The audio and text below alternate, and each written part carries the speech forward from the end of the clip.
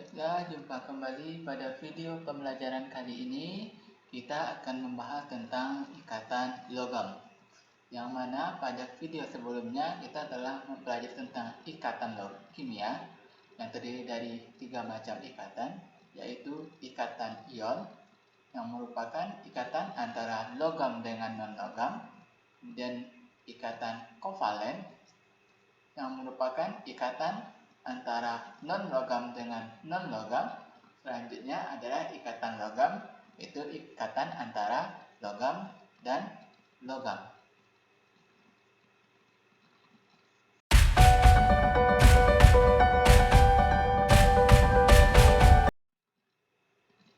Ikatan logam adalah ikatan yang terbentuk akibat adanya gaya tarik-menarik antara muatan positif dari ion-ion logam dengan muatan negatif dari elektron-elektron yang bergerak bebas. Ikatan logam terjadi jika sejumlah besar atom berbagi elektron.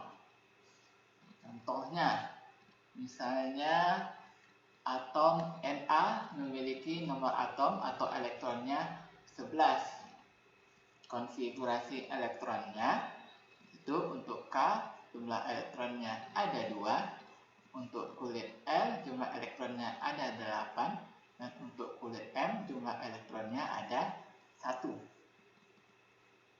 Nah, 1 ini, atom ini dia sangat mudah untuk melepaskan elektron terluarnya, membentuk Na+. Jadi, harus diingat, jika melepas elektron, maka dia akan berubah menjadi ion positif. Maka ini akan menjadi Na+. Kita gambarkan seperti ini. Nah, Na+ itu dia letaknya berdekatan dengan elektronnya. Ini Na+, dia letaknya tidak akan berjauhan, dia akan berdekatan dengan elektronnya.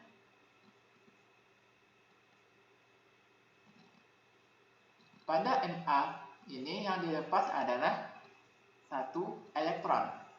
Ini dia berupa 1 buah titik, yang dilepasnya adalah 1 elektron. Yang letaknya berdekatan dengan ion positif ini.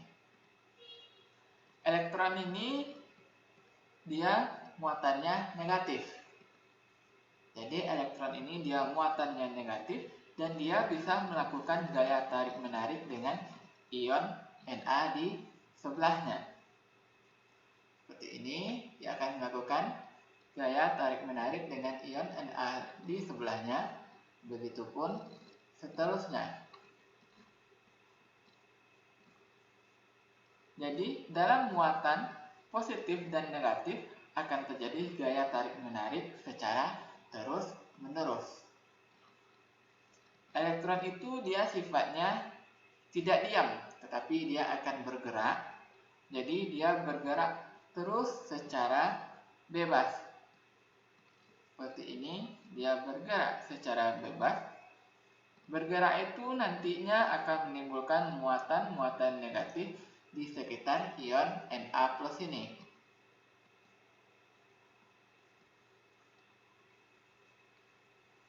Nah, seperti ini.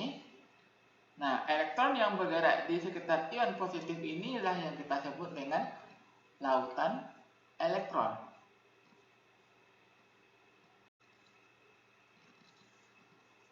Baik, sekarang kita lanjutkan ke teori lautan elektron.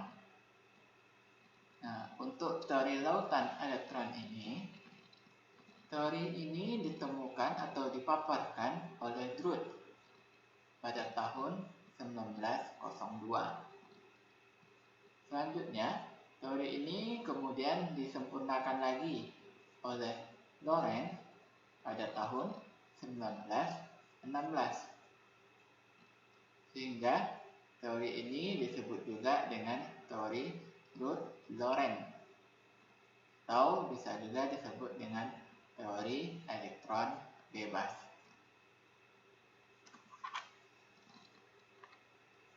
Dalam teori ini, elektron valensi logam bergerak bebas dan mengisi ruang-ruang yang kosong di antara kisi-kisi kation yang bermuatan positif. Nah, ini dapat kita gambarkan seperti gambar ini. Nah, di sini kita lihat kation atau positif. Di sekitarnya ada elektron. Di sekitar kation ini ada elektron yang bergerak secara bebas. Elektron ini dia mengelilingi kation. Elektron ini berasal dari elektron valensi yang dilepaskan oleh atom-atom logam. Jadi, atomnya berubah menjadi ion positif. Atomnya berubah menjadi ion positif dan dikelilingi oleh elektron-elektron yang bermuatan negatif. Berdasarkan teori lautan elektron ini, dapat dijelaskan sifat-sifat logam. Sifat-sifat logam diantaranya, pertama, dia bersifat lentur. Jadi dia tidak mudah patah dan mudah dibentuk sesuai dengan keinginan kita. Nah, itu banyak kita temukan dalam kehidupan sehari-hari, contoh logam yang sifatnya lentur. Dia bisa dibentuk sesuai dengan keinginan kita dan tidak mudah patah. Sifat logam yang kedua, dia dapat memantulkan cahaya. Jadi, logam itu kalau kita sinari dengan cahaya, dia akan dapat memantulkan cahaya.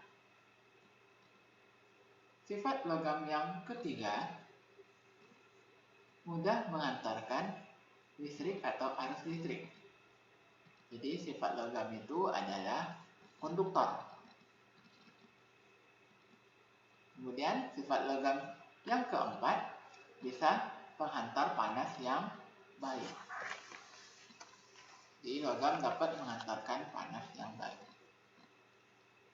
Oke, sekian materi kita kali ini. Semoga bermanfaat. Sampai jumpa pada video selanjutnya. Saya ucapkan terima kasih. Assalamualaikum warahmatullahi wabarakatuh.